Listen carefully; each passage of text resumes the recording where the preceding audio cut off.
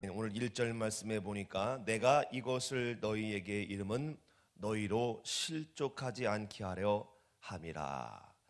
주님은 제자들이 실족하지 않기를 간절히 원하고 계심을 봅니다. 왜냐하면 실족을 하면 제자로서의 본분, 제자로서의 사명을 감당할 수 없기 때문입니다.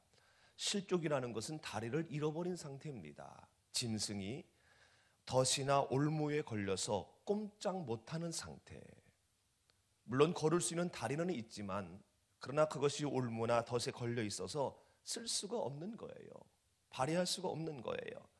그래서 그저 죽을 날만 기다리는 절망의 상태를 일컫는 말이지요. 지금 제자들은 실족한 만한 상황에 놓여져 있는 것으로 봅니다. 근심이 가득해요. 그도 그럴 것이 주님이 하신 말씀 가운데서 제자들이 제일 듣기 불편한 말 중에 하나가 바로 뭐냐면 떠날 것이다, 나 죽을 거야 입니다. 나름 포기하고 모든 것을 포기하고 주님을 따르고 있는데 주님이 떠나시고 주님이 죽으신다면 사회적인 면에서 볼 때는 인생 실패입니다. 헛수고한 거예요. 게다가 오늘 2절 말씀해 보니까 주님이 떠나신 이후에 너희들이 출교를 당할 수 있고 심지어는 너희를 죽이는 일을 하나님의 섬기는 일이라고 생각하고 핍박하며 죽이려 할 것이라고 엎친 데 덮친 격의 말씀을 하고 계십니다. 그러면서 이해하기 좀처럼 어려운 역설적인 말씀을 계속하는데 7절 말씀에 내가 떠나는 것이 너희에게 유익하다. 지금 예수님이 떠난다는 그 말 자체만으로도 근심이 가득한데 오히려 유익하다라고 말씀합니다. 왜냐하면 내가 떠나야 보혜사 성령님이 오실 수 있기 때문이다 라고 말씀합니다. 여기에는요 깊은 중요한 의미가 있습니다. 주님은 제자들과 늘 함께 있으면서, 아니 영원히 함께 하면서 예수님의 구원의 소식을 증거하기를 원하십니다. 그렇지만은요 육신은 한계가 있어요. 제한이 있습니다. 그래서 그리할 수 없어요. 그래서 육신을 죽이심으로 말미암아 육신을 죽이시고 영으로 제자들과 영원히 함께 할 수 있기 때문에 떠나는 것이 유익하다라고 말씀하고 있는 거예요. 그러므로 주님의 떠남은 주님과의 이별이 아니라 연합이요 동행인 거지요. 그리스도의 영, 그 성령님이 함께 하실 때에 모든 실족의 상황에서도 우리는 승리하게 될 줄로 믿습니다. 첫 번째 제자들을 실족하게 한 첫 번째 위험은 바로 뭐냐면 출교입니다. 유대인들에게는요 3가지의 징계가 있어요. 한 달 동안 징계를 받는 견책이 있고 40일간 징계를 받는 근신이 있고 또 출교가 있습니다. 출교는 회당에서 쫓겨나는 거예요. 그렇게 하게 되면 유대 공동체로부터의 보호를 받을 수가 없습니다. 취직도 못해요. 법적인 보호도 받지 못하고요. 사람들이 다 피해 다닙니다. 사회와 주변으로서 매장된다는 거예요. 왕따 된다는 거예요. 그러므로 이 출교는 가장 무서운 징계로 어찌 보면은 사형 선고와도 다름이 없습니다. 열심히 주님을 따랐는데 사회적인 경제적인 어려움에 봉착할 수 있다는 거예요. 여러분, 우리가 신앙생활을 하면서 이 사회적으로 경제적으로 어려움을 당하게 되면요 참 힘듭니다. 열심히 신앙생활 하는데도 내게 어떤 어려움이 오면 참 이해하기 어려울 정도로 이제 힘든 경우가 많지요. 우리는 생각합니다. 믿음으로 살면 축복만 받을 줄로요. 그런데 그렇지 않지요. 열심히 기도하고 헌신하고 전도하고 하는데도 어려움은 여전합니다. 그리고 심지어 공공연한 박해를 받기도 해요. 그래서 그리스도인으로서 해야 하는데 하기가 쉽지 않아요. 좀처럼. 그리고 그리스도인으로서 이거 하지 말아야 되는데 또 하게 돼요. 아니 이미 하고 있어요. 그야말로 그리스도인으로서의 발걸음을 제대로 하기가 어렵다라는 거지요. 실족의 위기에 매일 내몰린다라는 겁니다. 그런데 따라합니다. 성령 받으면 이런 현상이, 이런 어려움이, 이런 이해할 수 없는 근심들이 한 방에 이해가 됩니다. 자연스러운 걸로 여겨지게 돼요. 아니 내가 열심히 이렇게 신앙생활하고 열심히 주님을 전하는데 내가 왜 이렇게 사회적으로 힘들어지지? 왜 이렇게 경제적으로 계속 곤고해지지?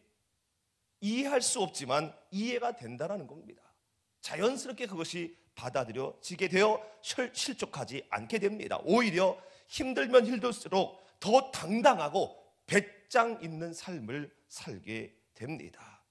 왜냐하면 성령 받으면요, 우리는 권능을 받게 돼요. 권능을 입게 돼요. 하늘의 권세와 땅의 능력을 받아서 영적 세계를 바라보게 되는 겁니다. 이 땅의 일을 보는 것만이 아니라 영적 세계를 바라보는 성숙한 그리스도인이 되어서 이 땅의 일들에 큰 영향을 받지 않게 된다는 겁니다. 여러분, 유치원생끼리 심각한 일이 있습니다. 대단히 심각하고 힘들어요. 어려운 일이에요. 그런데 그 유치원생들의 그 일을 대학생이 볼 때는 별거 아닙니다. 그 일에 연연하지 않아요.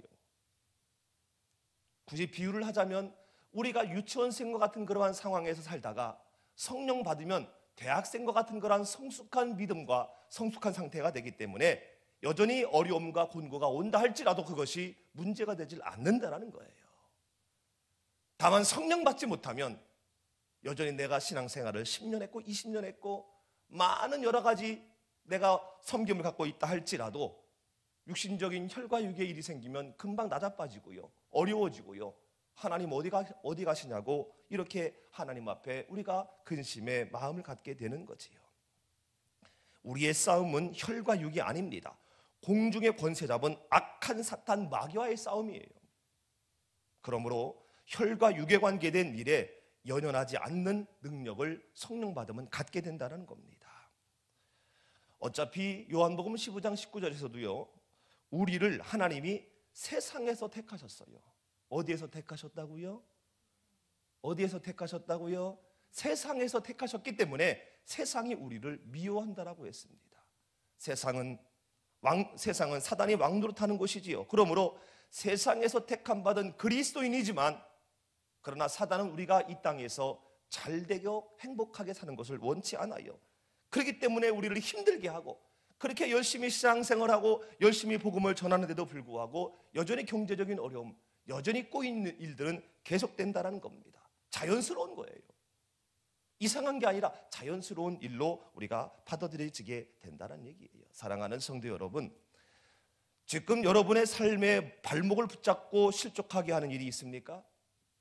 그렇다면 내가 성령의 사람인가 한번 여러분 점검하시고 성령이 그 일에 함께 하시면은요, 불가능이 가능으로 보이게 될 줄로 믿습니다. 절망이 소망으로 바뀌게 될 줄로 믿습니다.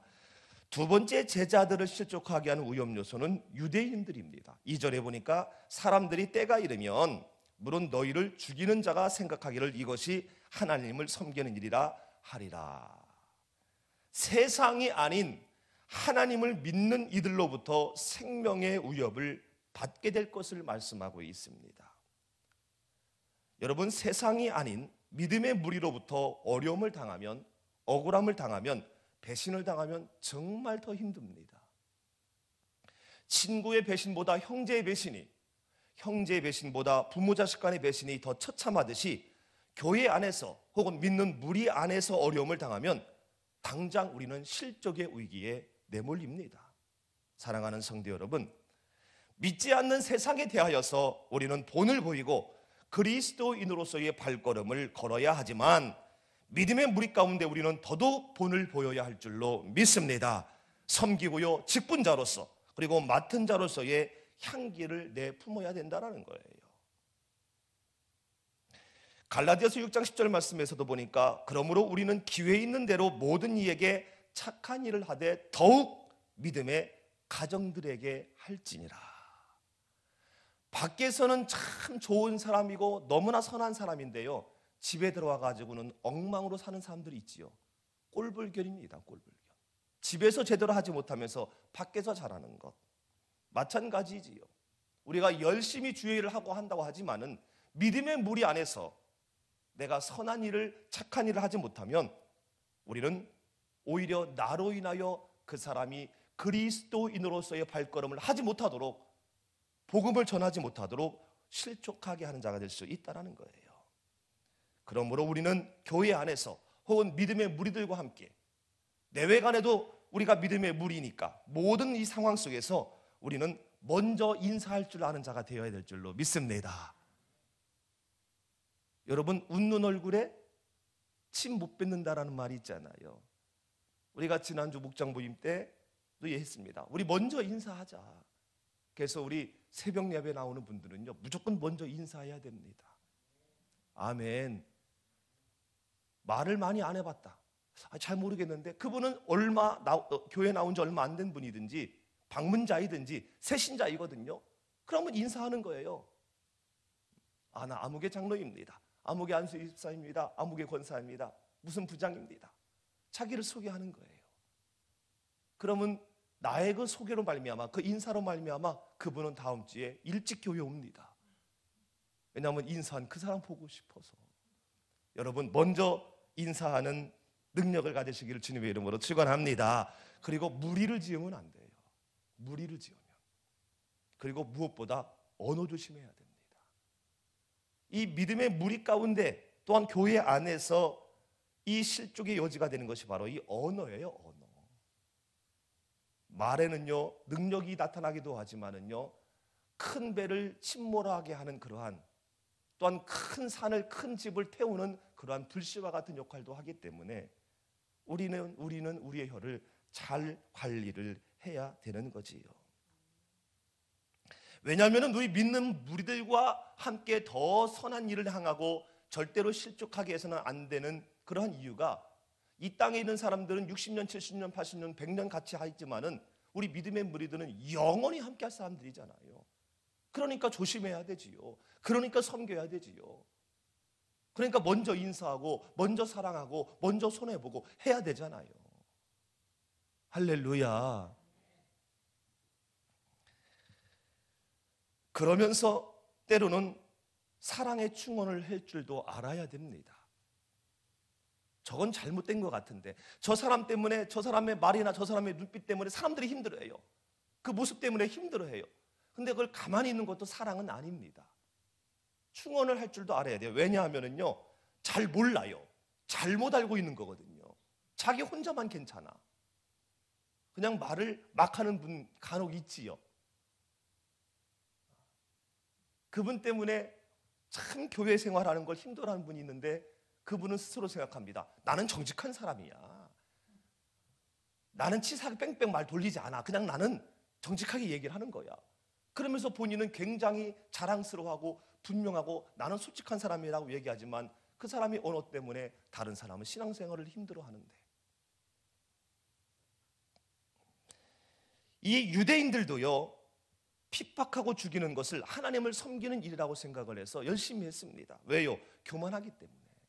그리고 무지해서, 영적인 무지해서. 3절에서도 그들이 이런 일을 하는 것은 아버지와 나를 알지 못함이다라고 얘기하고 있는 거예요. 그래서 때로는 우리가 이야기를 해줄 수 있는 그러한 지혜도 필요합니다. 그런 사랑도 필요해요.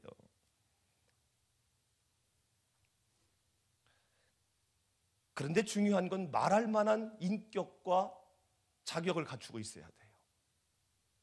술 먹는 사람이 술 먹으면 안 돼. 노름하는 사람이 노름하면 절대로 안 돼. 그러면 뭐라고 하겠습니까? 너나 잘하세요. 그리고 더 실족해. 더 큰 위험에 빠질 수 있다는 거지요. 사랑하는 성도 여러분, 내가 지금 누구로 인하여 힘들고 있는가? 있으면 혹시 내가 누구를 힘들게 하는 건 아닌가?